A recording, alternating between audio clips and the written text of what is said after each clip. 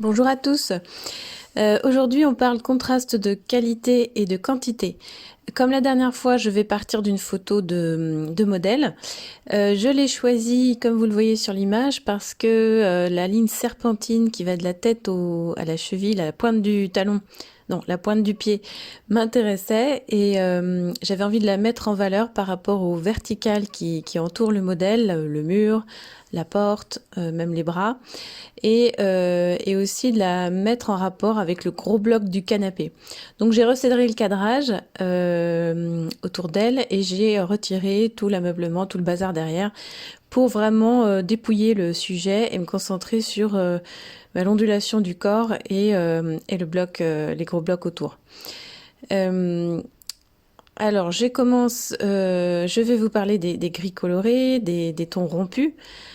Toute la toile va être guidée par une dominante de tons rompus et il n'y aura que quelques zones de tons plus purs, plus saturés dans la robe et dans les chaussures. Alors comme vous le voyez, j'ai commencé à poser les demi-teintes, enfin des valeurs moyennes sur la peau, du dos et des jambes. Alors j'ai pris une sienne brûlée, un petit peu de jaune de Naples.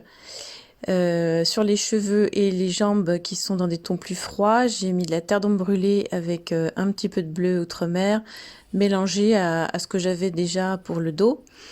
Je précise que mon dessin est très faux. Je me suis vraiment bien plantée là au début, donc je vais corriger en cours de vidéo. Je vous épargne le temps que j'ai passé à corriger, donc vous verrez d'un seul coup que c'est rétabli. Mais là, pendant quelques minutes, les jambes sont mal dessinées. La faute à quoi? La faute aux aplombs que je n'ai pas vérifié. Voilà, j'arrête pas de vous dire d'y penser, mais là je ne l'ai pas fait et je suis passée complètement à côté de la figure serpentine et de sa justesse pendant un bon moment. Voilà, donc ça arrive à tout le monde. Alors sur la robe, j'ai mis un ton moyen d'un rose fait avec du rouge de cadmium et du blanc. C'est un rouge qui se mélange très bien au blanc, ça donne des très beaux roses lumineux. Sur la peau, je suis partie de la même base avec un peu plus de blanc et un tout petit peu de jaune de cadmium. Vous pouvez aussi partir sur ce rose de la robe, plus du blanc, plus de la sienne naturelle ou de l'ocre jaune, selon ce que vous avez. Donc je vais me servir du fait que j'ai mis d'abord un ton assez sombre pour fondre mes tons et obtenir des dégradés dans le dos, vous pouvez le voir. L'ombre se mélange à la tonalité claire du haut du dos pour créer des tons intermédiaires. Je garde le ton de chair clair que j'ai sur le pinceau pour éclaircir tout doucement les jambes, les mollets et les chevilles, donc les parties lumineuses des jambes. Et puis je pose comme ça en plan simple les lumières sur la robe avec un rose encore plus pâle. Je suis toujours à l'état d'esquisse, donc je ne mets pas trop de détails. Je vais ensuite réfléchir à la couleur du fond. Alors bien sûr, le premier réflexe, c'est de penser à la complémentaire. Mais là, comme c'est une toile sur des tons rompus, on va prendre un gris vert fait avec du gris de pen et du vert émeraude. C'est un gris qui va être assez sombre et qui va servir de base, un peu de sous-couche au fond. Donc il y aura un gris de pen vert émeraude sombre devant elle, derrière elle, et sur le mur de droite, ça va être un gris vert beaucoup plus clair avec des nuances un peu bleues, donc le même avec beaucoup de blanc. Et la porte, je vais la travailler dans des gris verts plus jaunes, donc des verts plus jaunes. Donc tout ça va me servir de sous-couche et vous verrez que par la suite je vais remettre des tons par-dessus. Mais comme ça aura séché, ça ne se mélangera pas. Le sofa, je l'ai peint de couleur gris de pen, noir et vert émeraude. Donc c'est le même ton que le fond derrière elle, mais plus sombre, sans blanc du tout. Je pose la couleur de façon assez sèche depuis le début, hein. C'est frotté vraiment sur la toile, il n'y a pas d'épaisseur du tout. Donc comme ça va d'une part sécher plus vite et d'autre part, ça me permet d'obtenir des effets de lumière parce que le blanc de la toile en transparence donne des lumières. Donc la première couche du sofa, elle est posée comme ça et j'accentue les ombres en posant une seconde couche, donc un petit peu plus épaisse sur les parties sombres. Donc dans ce fond tôle arrière-plan, là ce sont des dégradés autour d'elle de bleu, vert, plus ou moins clair, plus ou moins vert, plus ou moins bleu. Mais tout ça sont des dégradés autour d'une même tonalité. Donc on devine que qu'elle apparaît dans ces tons rose et ocre, en ton plus chaud, comme minoritaire dans cette toile, mais c'est comme ça qu'elle va être mise en valeur aussi. Donc c'est un contraste quantité, ce qu'on appelle, et vous verrez que je vais l'accentuer en jouant aussi avec les chaussures rouges et l'intensité des roses saumon sur sa robe. Sur le sol, j'ai opté pour des tons de terre.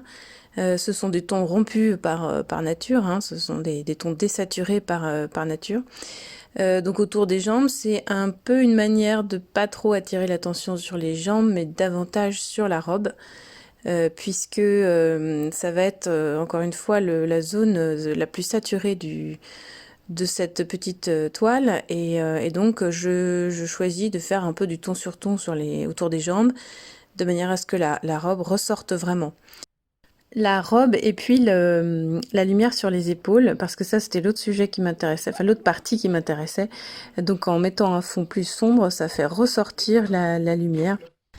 Je reprends ensuite les contrastes du buste en ravivant un peu les lumières. En même temps, ça me permet de re-regarder le modelé.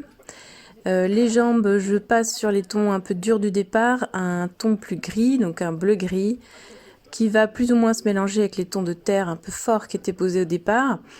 Ça va créer une ombre froide, donc à nouveau. Donc les jambes vont continuer d'appartenir au fond, finalement. Je reprends le modelé du dos, donc je vous disais, parce que il faut plonger 95% du dos dans l'ombre, même si c'est une ombre légère sur au-dessus des omoplates. Je vais de toute façon revenir plein de fois sur le dos, le modelé, etc. Ça fait partie des choses qu'on avance par petits bouts. Je monte un peu la valeur des cheveux avec une terre d'ombre brûlée.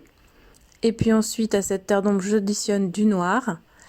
J'essaye de garder quand même les lumières dans le haut de la tête en récupérant un peu le fond, donc en me servant de la transparence, encore une fois. Voilà, avec les doigts, je tapote, je récupère la lumière par transparence. Je vais attaquer la robe, c'est un gros morceau pour obtenir donc l'effet chiffonné et toutes les nuances de rose sombre, et puis les motifs, tout ça, c'est beaucoup d'aller-retour, beaucoup de touches, de taches, et c'est la touche qui va donner l'effet un peu fripé de la robe aussi. Donc je vais vous laisser regarder ça. Je vous dis juste donc les roses pour les assombrir, j'ai additionné du carmin, du rouge carmin au rouge de cadmium et blanc que j'avais au départ. Ensuite, dans les lumières de l'ombre, il y a la couleur rouge cadmium. Alors c'est le rouge cadmium moyen que je mets, c'est pas le plus sombre, hein. Et avec du blanc, plus ou moins de jaune cadmium ou de cyan naturel pour donner un ton un peu orangé. Alors on voit pas du tout sur la vidéo parce qu'elle grise énormément le travail, mais la robe est beaucoup plus saumon, beaucoup plus orangé, rose orangé que ça. À la fin, je vous mettrai une photo où on devine un peu plus les vraies couleurs, mais voilà, la gamme c'est ça, ce sont des roses orangés, des roses, des vieux roses pour les ombres. Je vais aussi introduire des gris bleus dans les transitions lumière-ombre. Et puis voilà, tenter plein de superpositions, d'effets pour que les motifs aient l'air d'être bien dans la robe et pas posés par-dessus. Bon voilà, je vous laisse regarder un petit peu. J'ai coupé quand même pas mal parce que ça a été un peu long. Et voilà, mais je vous laisse regarder.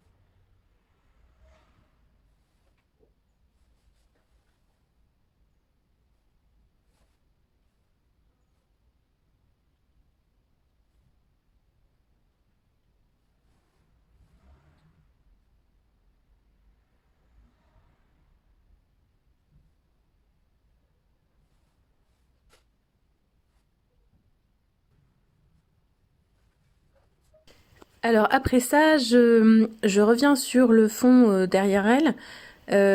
Et donc j'avais mis au départ un gris bleu vert à dominante verte et donc qui était un peu plus coloré. Et là je reviens par-dessus avec un gris beaucoup plus neutre fait de noir et de blanc.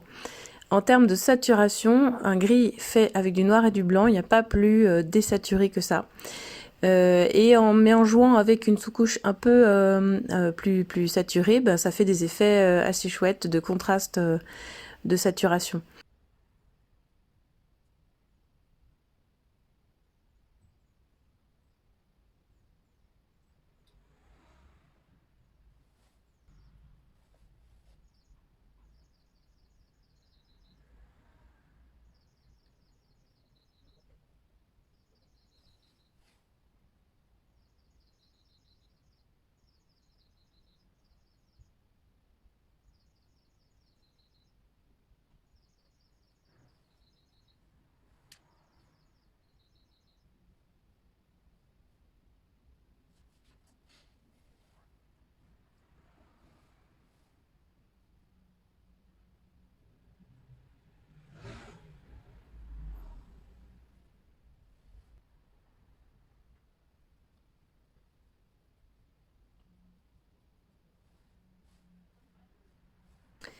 Là, j'introduis les gris dans le dos.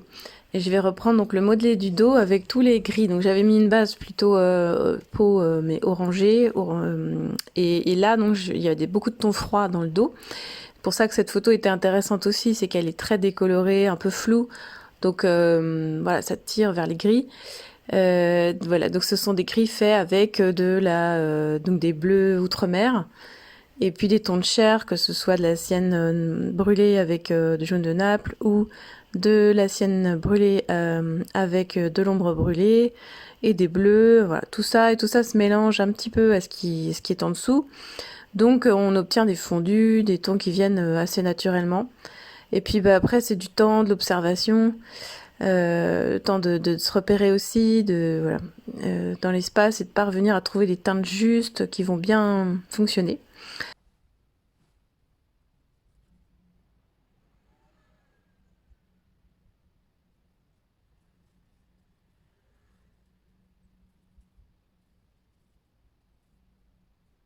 Donc, petit récapitulatif. Quand on veut utiliser des tons désaturés ou rompus, on utilise des gris colorés en associant des gris neutres à des couleurs, donc gris neutre, noir et blanc, plus une couleur.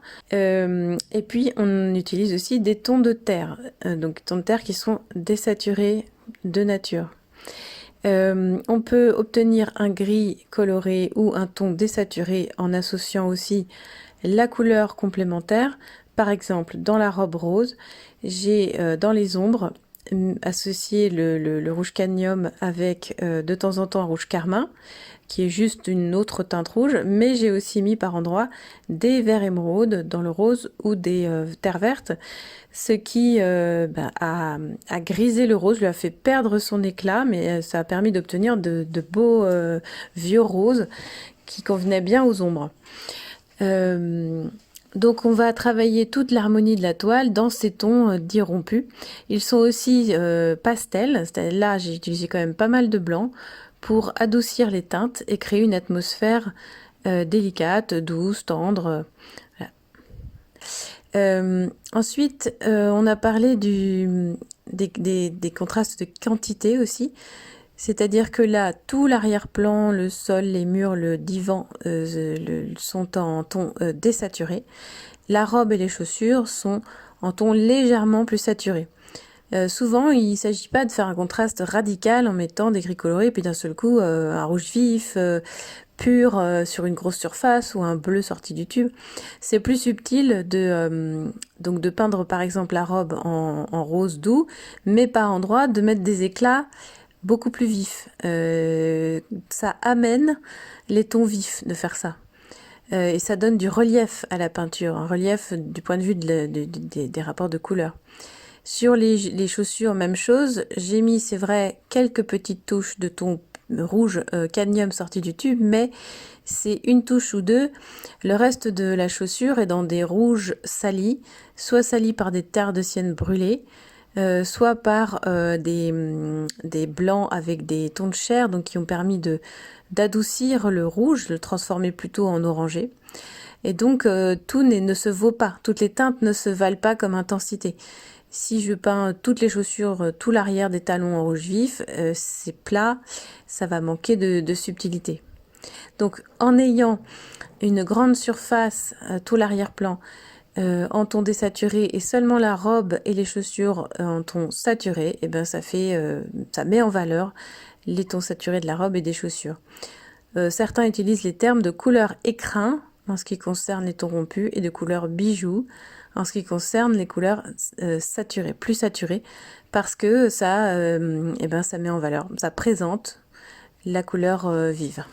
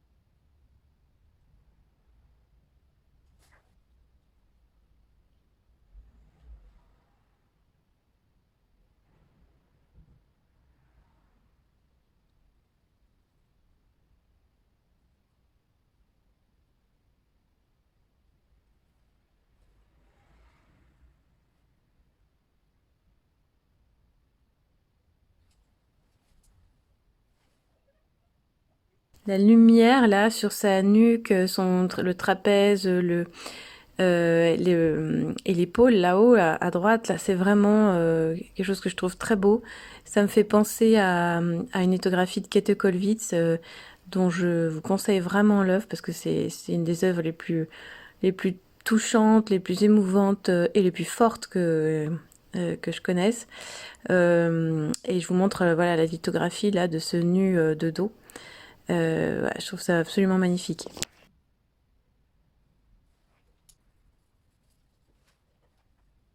Là, je repasse un gris neutre, donc fait de noir et de blanc, sans rien d'autre, par-dessus le bleu-gris que j'avais posé au départ, qui était vraiment davantage bleu que ça, donc ça crée des vibrations à nouveau à la surface.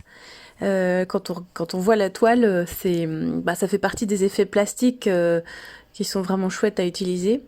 Sur la porte, pareil, je remets des lumières qui sont grises.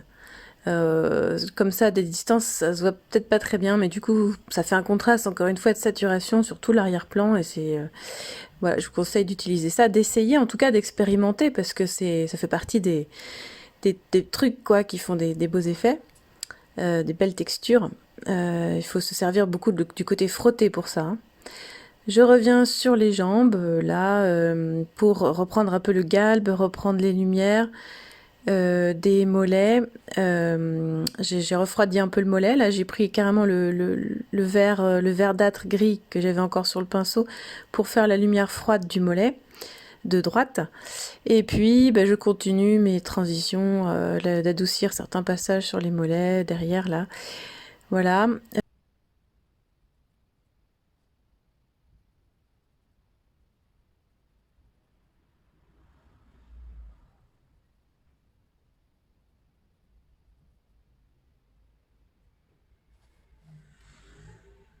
Et je mets sur le sol de terre des lumières pareilles, grises, qui paraissent bleues par contraste simultané. Pareil, hein, c'est toujours l'idée que quand on pose un gris neutre sur une teinte, sur quelque chose ou à côté de quelque chose qui est teinté, le gris prend naturellement la teinte de sa complémentaire. Donc comme le sol est dans des teintes beige orangé, les lumières grises neutres que je pose ont l'air d'être bleues.